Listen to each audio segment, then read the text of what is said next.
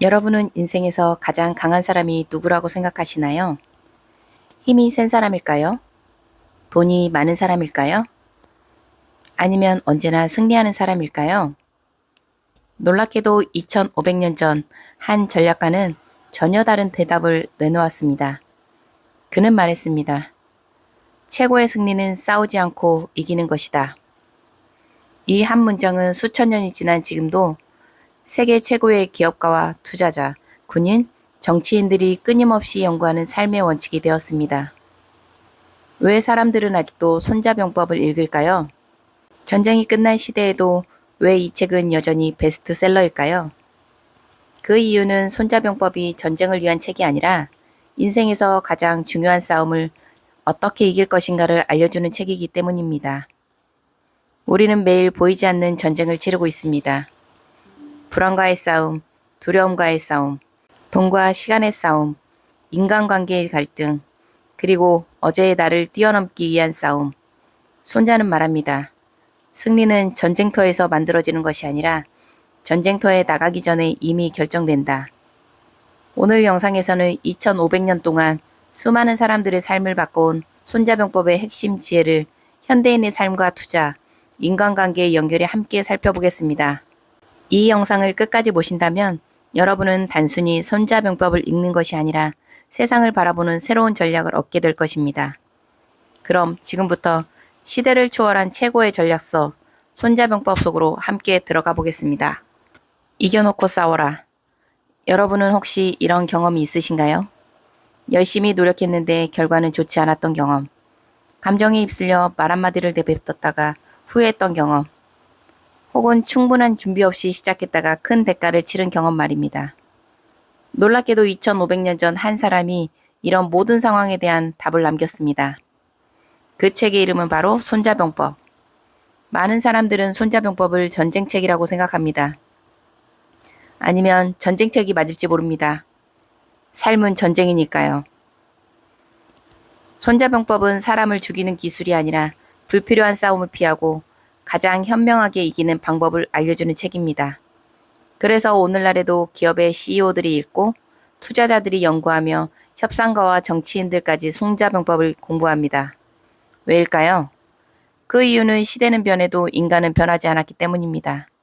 욕심, 두려움, 분노, 경쟁. 2500년 전이나 지금이나 사람은 비슷한 이유로 실패합니다. 그리고 손자는 그 실패를 막는 방법을 알려줍니다. 손자는 말합니다. 최고의 승리는 싸우지 않고 이기는 것이다.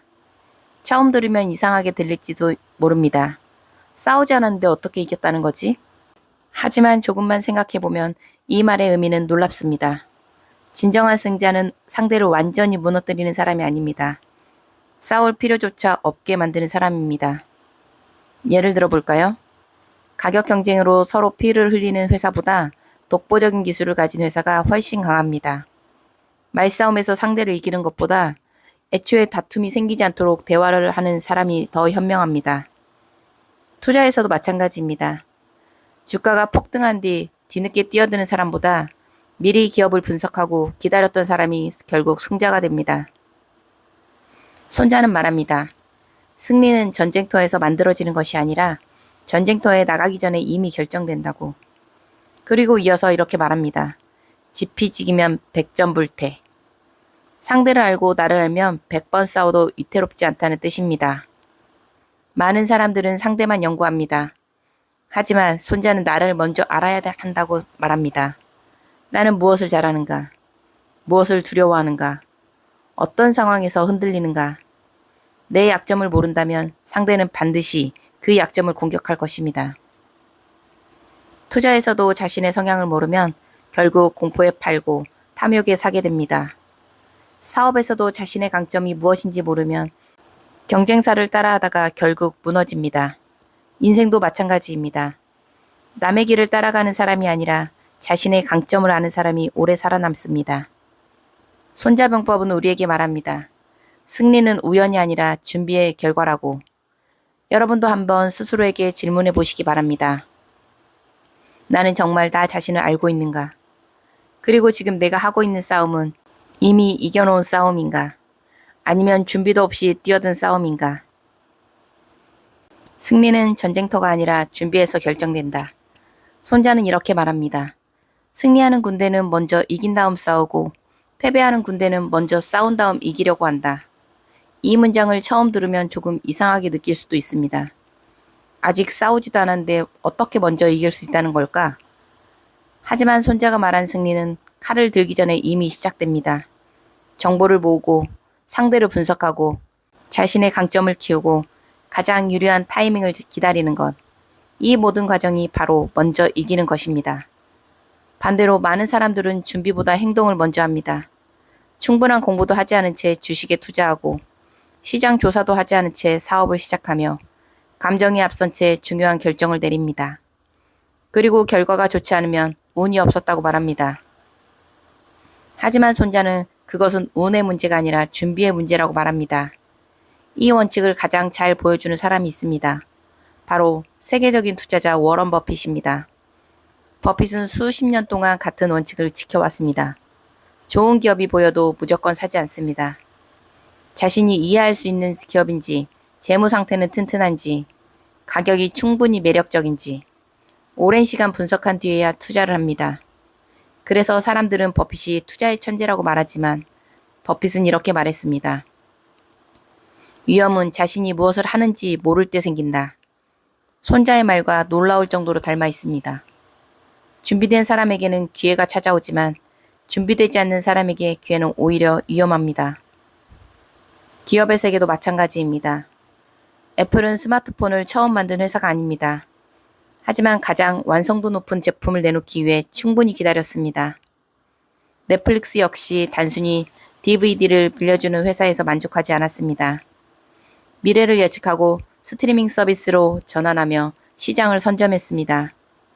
이들은 남들보다 먼저 움직인 것이 아니라 남들보다 먼저 준비했습니다. 우리의 삶도 다르지 않습니다. 새로운 직장을 준비하는 사람, 새로운 사업을 시작하는 사람, 시험을 준비하는 학생. 결국 결과를 만드는 것은 마지막 순간의 노력보다 보이지 않는 시간 동안의 준비입니다. 그리고 손자는 또 하나의 중요한 원칙을 이야기합니다. 바로 감정으로 싸우지 말라는 것입니다. 화가 난 상태에서는 판단력이 흐려집니다.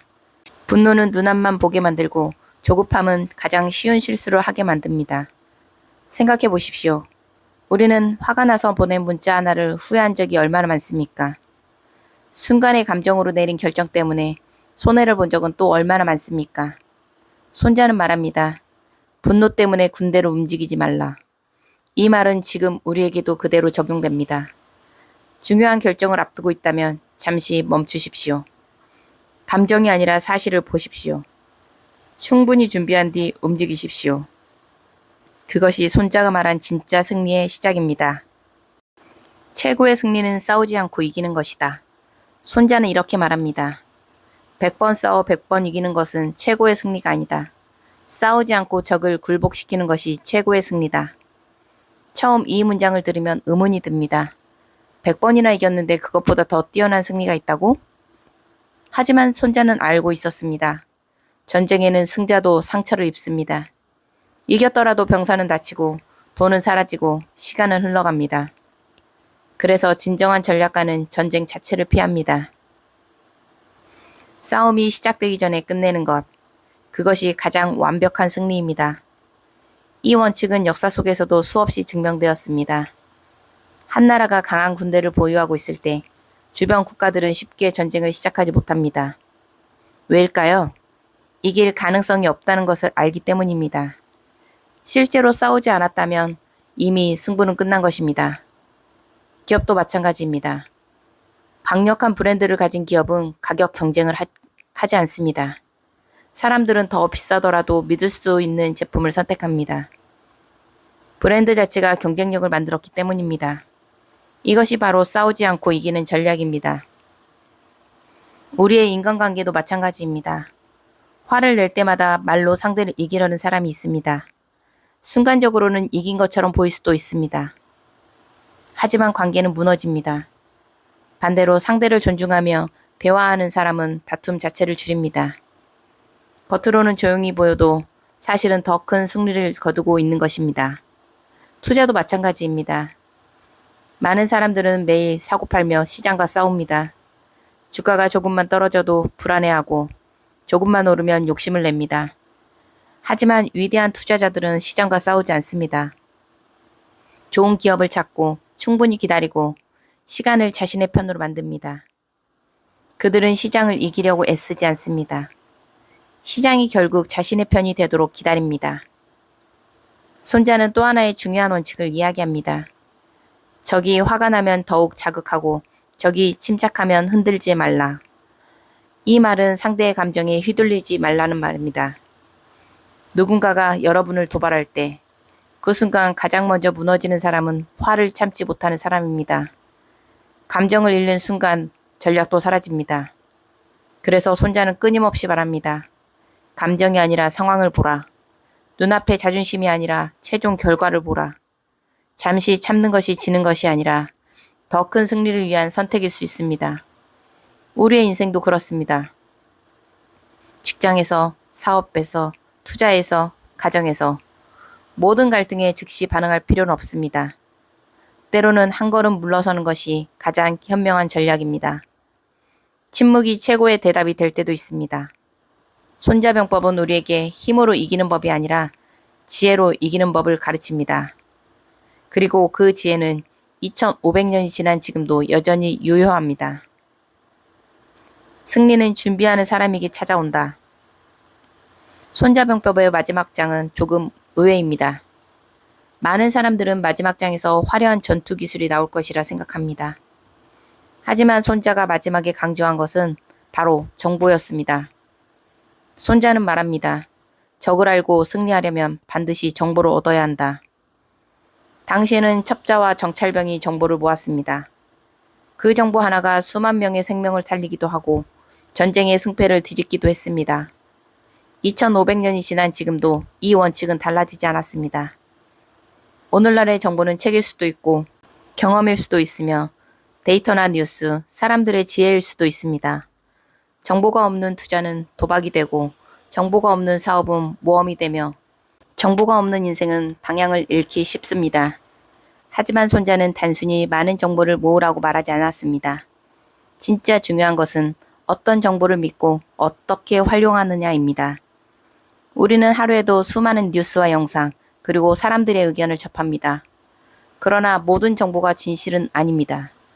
지혜로운 사람은 남들이 크게 떠드는 소음 속에서도 정말 중요한 사실을 찾아냅니다. 그것이 손자가 말한 전략가의 자세입니다. 생각해보면 우리의 인생도 하나의 긴 전쟁과 같습니다. 꿈을 이루기 위한 싸움, 가족을 지키기 위한 싸움, 경제적인 자유를 향한 싸움, 그리고 무엇보다 어제의 나를 이겨내기 위한 싸움. 하지만 손자병법은 우리에게 말합니다.